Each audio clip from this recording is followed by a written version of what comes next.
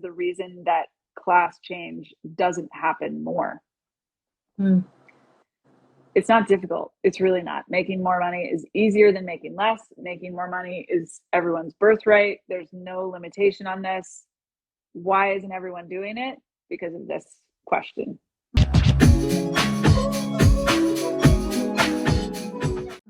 Because it speaks right to the heart of our sense of belonging. And just as an example, when I was working in schools in New York City, the explicit agenda that we brought to the table was using education to empower these kids to change class. I don't think we actually used the word class, but that was like in everything we were doing. That was the concept, was like these low-income kids can have access to more if only they have a great education. How do we give them a great education? That was the philosophy.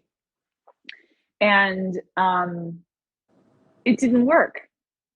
You know, in general, low-income kids are still, 15 years after I taught them, living low income lives. Part of that, I think, is because I didn't actually know how to change class then, so I wasn't able to teach them all that stuff. But even had I been able to, if my students had used their education to go further, farther, faster than anyone in their family had gone, they would leave their family behind. And there's a kind of betrayal in that, or that's what it feels like emotionally. That's what happened with my parents. I was raised middle class. My parents are both living. They're very financially secure. They have prioritized financial security to a fault. But they are, both of them, completely mystified by what I'm doing. They're both remarried. One of them isn't talking to me, can't understand. Like, it's dramatic. It's dramatic to exit our family of origin, our community of origin, not just our family, because this is not just about nuclear blood family. This is about our culture. There and say our story of origin. Yes, that's right. And I think, for me, part of what is happening is that I actually feel like I am carrying the thread. So this is like honor, respect, like this is real. Mm-hmm. Be merciful with yourself and this experience of fear. And what I feel is that I was given the threads of the lineage to carry forward in the weaving. They were given to me. That's part of what it means to be the next generation. Mm-hmm. And all of the promise and all of the hope and all of the potential of my ancestry is now mine to claim and make real. Mm. And so in a material way, it's true that I have left them behind.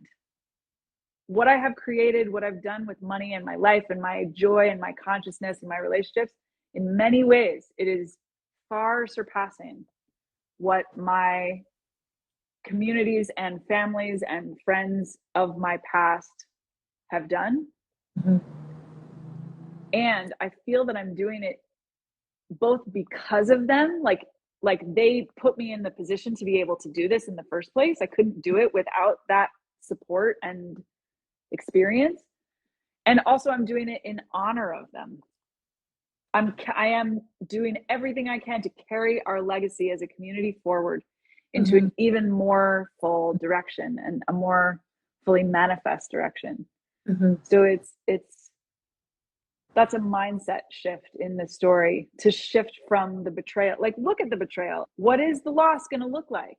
Why do it? There's a vision that's flowing through you. Why is it worth it? What happens if you don't live the vision? Just kind of, I almost want to say, like, intellectually, you bringing your intellect to the table to examine what the truth of what's really happening is. Yeah. And then ultimately, just to name this too, I don't know what transcending fear means. What I know is that we can, when we are clear about our why, and we know the direction that we're going in, that we can take action even when we're terrified. And that is always worthwhile. Everything you want already.